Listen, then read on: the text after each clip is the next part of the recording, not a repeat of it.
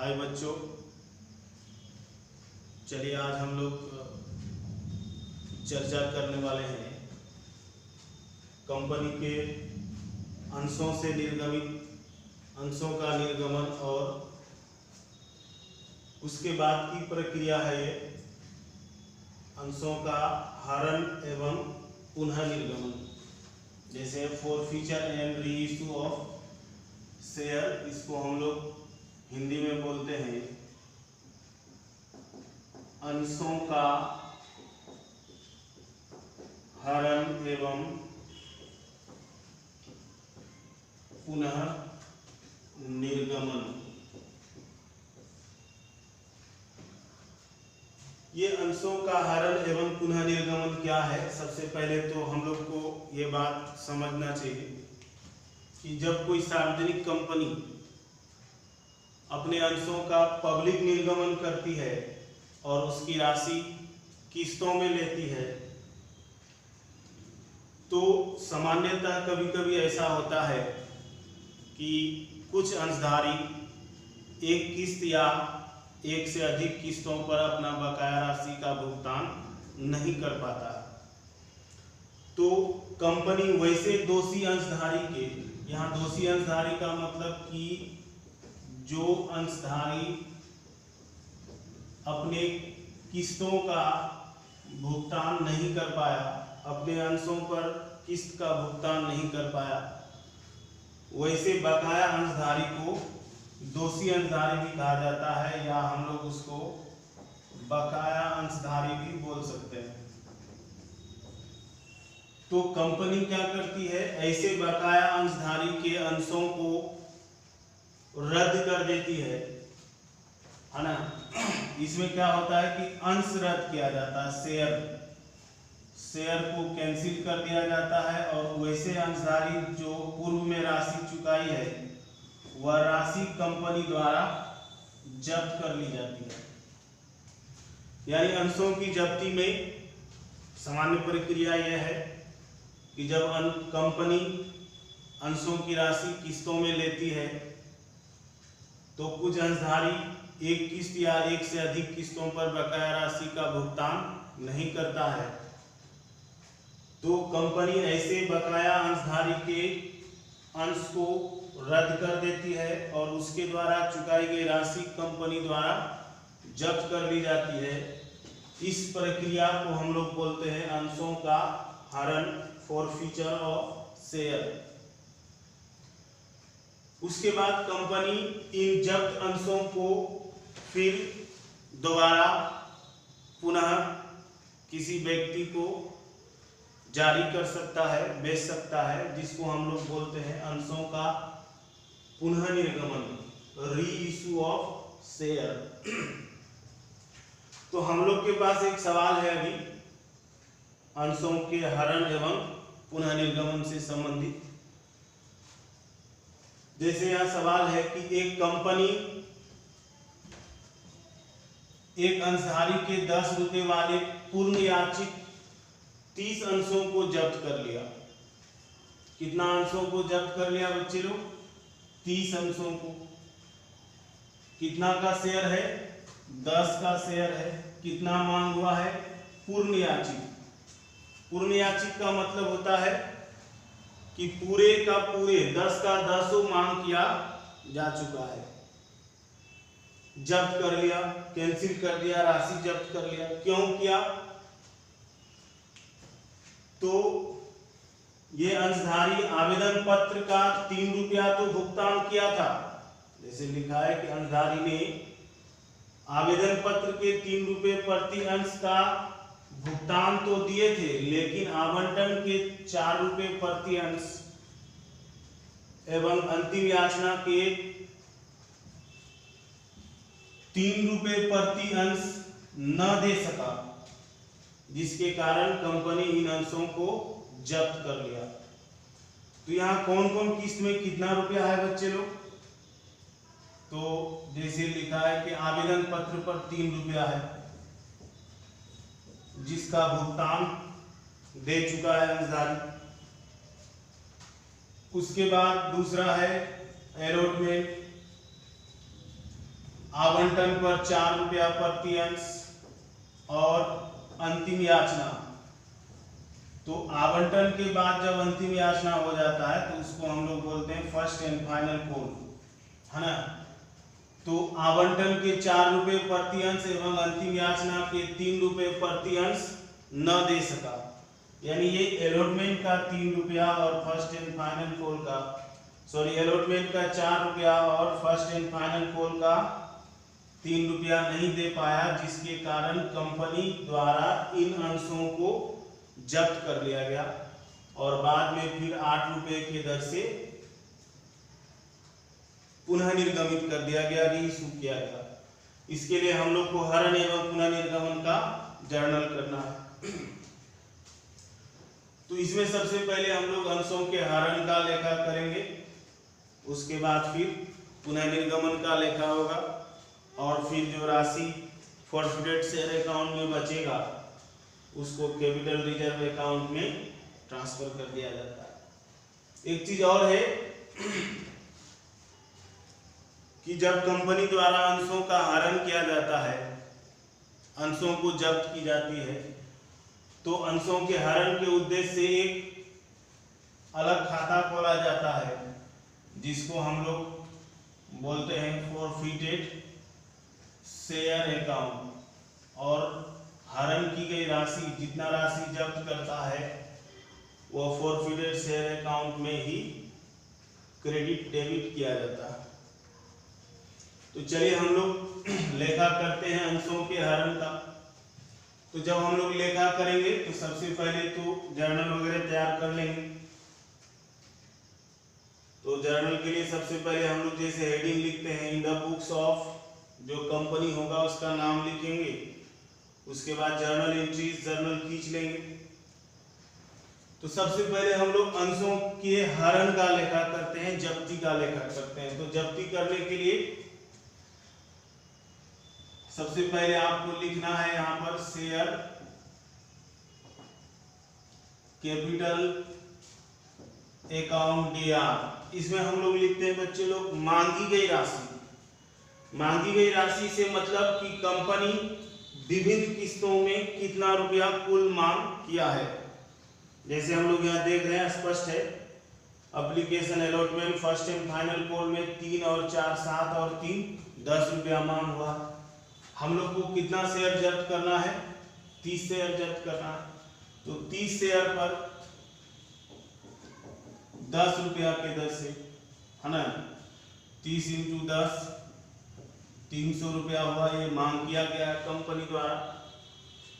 और हम लोग इधर क्रेडिट में लिखते हैं कि टू कितना रुपया जब्त करना है और कौन कौन सा किस्त का रुपया नहीं दिया। तो जितना रुपया जब्त किया जाता है उसको हम लोग लिखते हैं फॉरफिटेड शेयर अकाउंट में। जैसा अभी हम चर्चा किए थे कि अंशों के हरण के उद्देश्य से एक नया खाता खोला जाता है फॉरफिटेड शेयर अकाउंट, और उसमें जो शेयर जब्त की जाती है उसकी राशि उसी अकाउंट में डाला जाता है। तो यहाँ हम लोग लिखेंगे फॉरफिटेड शेयर अकाउंट, इसमें हम लोग लिखेंगे जब्त राशि। उसके बाद लिखते हैं टू किस किस कॉल का पेमेंट नहीं किया ये अंशधारी। तो कौन कौन सा किस्त का नहीं दिया पेमेंट? अलॉटमेंट का और फर्स्ट एंड फाइनल कॉल का। तो बारी बारी से हम लोग किस्त का या नाम लिखेंगे। टू शेयर अलॉटमेंट अकाउंट, कितना रुपया नहीं दिया होगा अलॉटमेंट पर? तो 30 शेयर है 4 रुपया के दर से, 4 × 12 120 रुपया। उसके बाद फर्स्ट एंड फाइनल कॉल, तो लिखेंगे to share first and final call account, कितना रुपया है? 30 शेयर 3 रुपये की दर से, 30 × 90 रुपये। और तो है नहीं तो और लिखने का जरूरी नहीं है। अब हम लोग नरेशन लिख देंगे बीइंग 30 शेयर फॉरफिटेड। ये हो गया आपको जब्ती का लेखा। तो कितना रुपया जब्त किए? तो इधर हम लोग बैलेंस करके भी लिख सकते हैं या डायरेक्ट यहाँ से भी पकड़ सकते हैं, दोनों तरीका है। बैलेंस क्या करेंगे, तो जैसे यहाँ देखिए डेबिट में 300 है और इधर क्रेडिट में 120 और 90 210 रुपये। तो 300 में 210 रुपये घटा दीजिए, बच गया 90 रुपये। यही 90 रुपये जब्त किया गया। इसका मतलब यह हुआ है कि कंपनी के द्वारा टोटल 300 रुपया मांग किया गया, जिसमें से ये अंशधारी अलॉटमेंट का 120 रुपया नहीं दिया और फर्स्ट एंड फाइनल कॉल का 90 रुपया नहीं दिया। तो फिर दिया कितना था, तो ये 90 रुपया दिया था जो जब्त कर लिया गया कंपनी द्वारा। यह है अंशों की जब्ती का लेखा। उसके बाद हम लोग पुनः निर्गमन का लेखा करेंगे। तो यहां देखना है कंपनी कितना रुपए में पुनः निर्गमन किया है। तो 10 का शेयर था, शेयर का अंकित मूल्य था कितना रुपए, 10 रुपए। कितना में बेचा, पुनः निर्गमन कितना के दर से किया, 8 रुपए के दर से री इशू किया। तो आपको यही पकड़ना है कि ये जो पुनः निर्गमन हुआ है समूल्य पर हुआ है, प्रीमियम पर हुआ है या डिस्काउंट पर हुआ है। तो ये कैसे पकड़ेंगे, तो आप शेयर का वैल्यू देखिए कितना का शेयर है और री इशू प्राइस कितना है। अगर उसके अंकित मूल्य के बराबर यानी 10 का शेयर था, 10 में री इशू करते तो वो समूल्य पर री इशू होगा। 10 का शेयर है, 12 रुपये 15 रुपये में री इशू करते तो वो प्रीमियम पर री इशू होता। अगर हम लोग यहाँ जैसे देखिए 10 का शेयर है, 8 रुपया में री इशू हुआ है, तो उसके अंकित मूल्य से कम मूल्य पर री इशू हुआ है। तो यहाँ जो एक्स्ट्रा कमी हुआ है 2 रुपये, यही 2 रुपये है डिस्काउंट। यानी कंपनी यहाँ अंशों का पुनः निर्गमन डिस्काउंट पर किया है, 2 रुपये प्रति अंश के डिस्काउंट पर किया है। तो डिस्काउंट पर पुनः निर्गमन का लेखा करेंगे। तो चलिए, कंपनी शेयर को दोबारा बेचेगा तो बेच के क्या होगा, कंपनी के पास राशि आएगा, रुपया आएगा।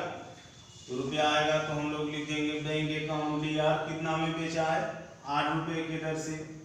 कितना शेयर था, 800 शेयर था, सॉरी कितना शेयर था, 30 शेयर था। तो 30 शेयर था, 8 रुपये के दर से बेचा।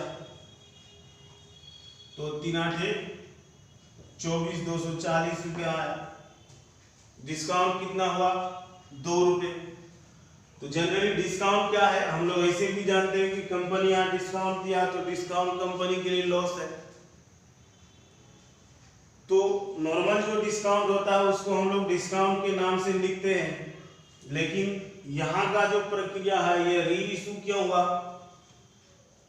तो अंश जब्त करने के कारण, शेयर जब्ती के कारण दोबारा री इशू हुआ है। तो यहाँ पर जो री इशू में जो डिस्काउंट दिया जाएगा उस डिस्काउंट को हम लोग फॉरफिटेड शेयर अकाउंट के नाम से लिखते हैं। तो यहाँ जो 2 रुपये प्रति अंश के दर से डिस्काउंट दिया गया है उसको हम लोग फॉरफिटेड शेयर अकाउंट के नाम से डेबिट कर देंगे। कितना डिस्काउंट है, 30 शेयर पर 2 रुपया की दर से 30 दूनी 60 रुपये। 2 लिखेंगे शेयर कैपिटल अकाउंट, कितना का शेयर था, 10 रुपया की दर से 300 रुपये। यानी हम लोग यहाँ 300 का शेयर 240 में बेचे, 60 रुपये डिस्काउंट दिए। नरेशन लिख देंगे बीइंग 30 forfeited शेयर री इशूड, दोबारा जारी किया गया। अब ये चीज हमेशा ध्यान रखना है कि जब भी हम लोग अंशों का पुनः निर्गमन करेंगे तो पुनः निर्गमन के बाद ये जो फॉरफिटेड शेयर अकाउंट हम लोग यहाँ खोले हैं, है ना, देखिए सीआर में है, क्रेडिट में है, फॉरफिटेड शेयर अकाउंट में 90 रुपीज, और आप यहाँ देखिएगा तो फिर फॉरफिटेड शेयर अकाउंट में डेबिट में है 60 रुपीज। तो ये जो फॉरफिटेड शेयर अकाउंट का जो बैलेंस बचेगा उस बैलेंस को कैपिटल रिजर्व अकाउंट में ट्रांसफर करते हैं, तो वह ट्रांसफर का लेखा हम लोग करेंगे। क्योंकि प्रश्न में आपको सिर्फ बोला है कि हरण एवं पुनः निर्गमन का लेखा करें, जब्ती और पुनः निर्गमन का लेखा। तो ये जब्ती का और ये पुनः निर्गमन का लेखा हो गया, लेकिन ये फॉरफिटेड का बैलेंस हम लोग ट्रांसफर करेंगे, उसका भी लेखा साथ में करना होता है। तो चलिए ट्रांसफर का लेखा कर देते हैं हम लोग।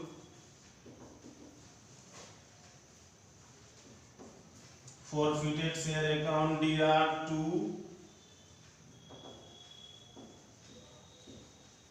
capital reserve account being the balance of forfeited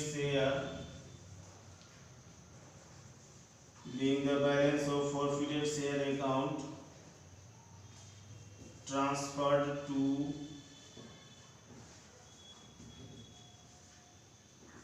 capital और रिजर्व अकाउंट, ये ट्रांसफर कर देना है। उसके बाद हम लोग जर्नल बंद कर देंगे।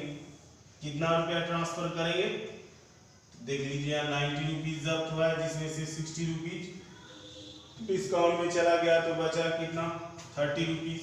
यही 30 रुपीज जो है हम लोग कैपिटल रिजर्व अकाउंट में ट्रांसफर करेंगे। तो बच्चे ये कहानी है अंशों के हरण एवं पुनः निर्गमन का। तो ये पहले अंशों के हरण यानी जब्ती फोर्फीचर का लेखा हुआ, उसके बाद पुनः निर्गमन का और ये ट्रांसफर करने का।